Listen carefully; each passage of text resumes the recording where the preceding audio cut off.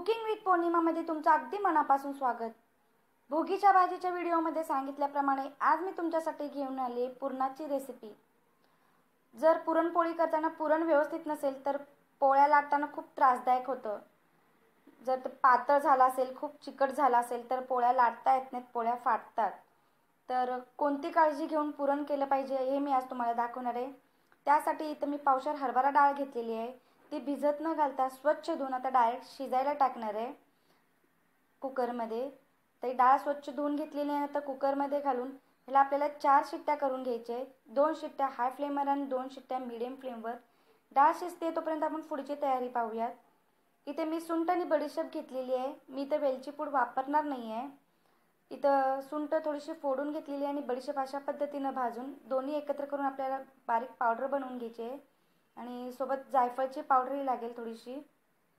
डाळ व्यवस्थित शिजलेली आहे तर पाहू शकतो आपण, प्रेस केल्यानंतर ती छान अशी मऊ होते, पण डाळ पूर्ण गाळ झालेली नाही आहे।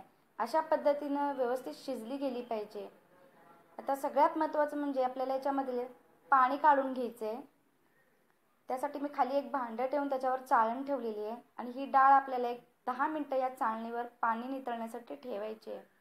इथे एक 10 मिनिटं मी आता ठेवून झालेली आहे आणि हे जे साठलेलं पाणी आपल्याला कटाच्या आमटीसाठी वापरायचे आहे।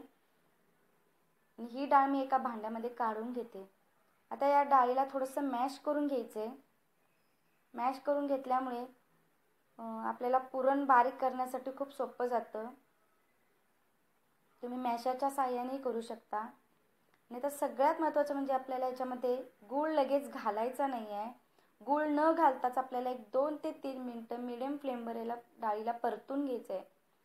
जर याच्यामध्ये जर चुकून पाणी राहिलंच असेल तर ते निघून जातं, पूर्ण ड्राय होते अशा पद्धतीनं परतून घेतल्यामुळे।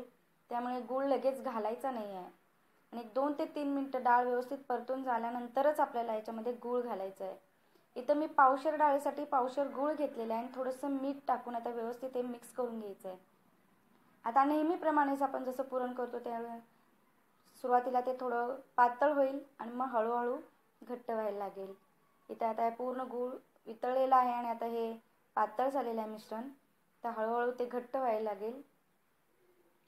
एक घट्ट झालेलं आहे थोडंसं, त्याच्यामधला गूळ डाळीमध्ये मिक्स झालेला आणि आता हे व्यवस्थित असं पुरण तयार झालेलं। पुरण व्यवस्थित तयार झाले कसं समजावं, आपण ज्यावेळी उलटणं फिरवतो त्यावेळी पूर्ण ते गोळा डाळीचा त्यासोबतच फिरला गेला पाहिजे। तळापासून पूर्ण जेव्हा डाळ फिरते, तुम्ही तर पाहू शकता, त्यावेळी हे पुरण व्यवस्थित झाले असे समजायचं। आता यामध्ये आपल्याला सुंठ बडीशेप पावडर घालायची आहे 1 चमचा आणि थोडंसं जायफळ किसून घालते। जायफळ ऑप्शनल आहे पण त्याची चवी खूप छान लागते। तुम्ही अशा पद्धतीने एकदा नक्की ट्राय करून पहा। तुम्ही जर अशा तऱ्हेने सुरुवातीला डाळ कोरडी करून घेऊन मग जर गूळ घालून पुरण केलं तर ते कधीच पातळ होण्याची शक्यता नसते। आणि जरी समजा चुकून तुमचं जर पुरण तुमच्या नेहमीच्या पद्धतीनं पातळ झालंच असेल तर त्याच्यासाठी काय करावं हेही मी तुम्हाला सांगते। तर पुरण बारीक करण्या अगोदर आपल्याला 5 मिनिटं त्याला थंड करून घ्यायचं आहे। तर मी थंड करून घेतलेलं आहे आणि आता पुरण यंत्रामध्ये ते बारीक करून घेते। तुम्ही मिक्सरमध्ये किंवा चाळणीमध्येही करू शकता। आणि अशा पद्धतीने आपलं हे पुरण तयार आहे। जर चुकून तुमचं पुरण पातळ झालं असेल तर पुरणाच्या अंदाजानुसार एक डाळीचं पीठ 2 ते 3 चमचे थोडंसं भाजून घेऊन त्याच्यामध्ये मिक्स करा। ते पुरण व्यवस्थित होईल पोळ्या लाटण्यासाठी। आणि अशा पद्धतीने आपलं हे पुरण तयार आहे। तुम्ही नक्की करून पहा या पद्धतीने। अशा पद्धतीने पुरण केल्यामुळे व्यवस्थित ते पोळ्या लाटल्या जायला सोपं होतं। रेसिपी आवडली असेल तर लाईक करा, शेअर करा, कमेंट करा आणि अशाच टिप्ससहित रेसिपी पाहण्यासाठी माझ्या चॅनलला सबस्क्राईब करा आणि सोबतचं बेल आयकॉन प्रेस करा, जेणेकरून नवीन रेसिपी अपलोड केल्यानंतर त्याचं नोटिफिकेशन तुम्हाला मिळत जाईल।